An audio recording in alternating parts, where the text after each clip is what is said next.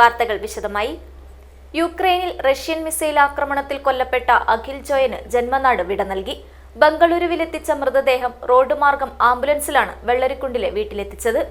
യുക്രൈനിൽ Russian missile ആക്രമണത്തിൽ കൊല്ലപ്പെട്ട മർച്ചന്റ് നേവി ജീവനക്കാരൻ കാസർഗോഡ് വെള്ളരിക്കുണ്ട് സ്വദേശി അഖിൽ ജോയന്റെ മൃതദേഹം വെള്ളരിക്കുണ്ടിലെ വീട്ടിലെത്തിച്ചു.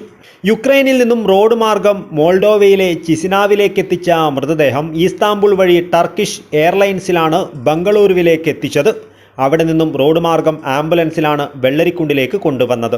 1:30 സംസ്കാര ശുശ്രൂഷ നടന്നു. 2 മണി മുതൽ 3 മണി വരെ വെള്ളരിക്കുണ്ട് ലിറ്റിൽ ഫ്ലവർ ഫൊറോന പള്ളിയുടെ മുറ്റത്ത് പ്രത്യേകം തയ്യാറാക്കിയ പന്തലിൽ എല്ലാവർക്കും അന്തിമോപചാരം അർപ്പിക്കുന്നതിനുള്ള സൗകര്യം ഒരുക്കിയിരുന്നു.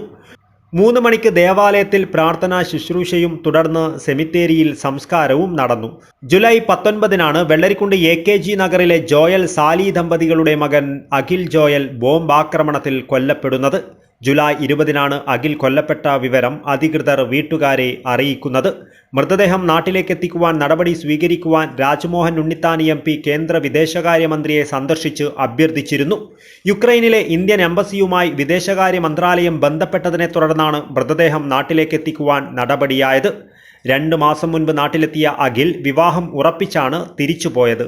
വടംവലി മത്സരങ്ങളിൽ ലോക റെക്കോർഡ് ജേതാവ് കൂടിയാണ് Akhil. News bureau, Kasaragod. Bindu Jewelry. It's a promise of lifetime.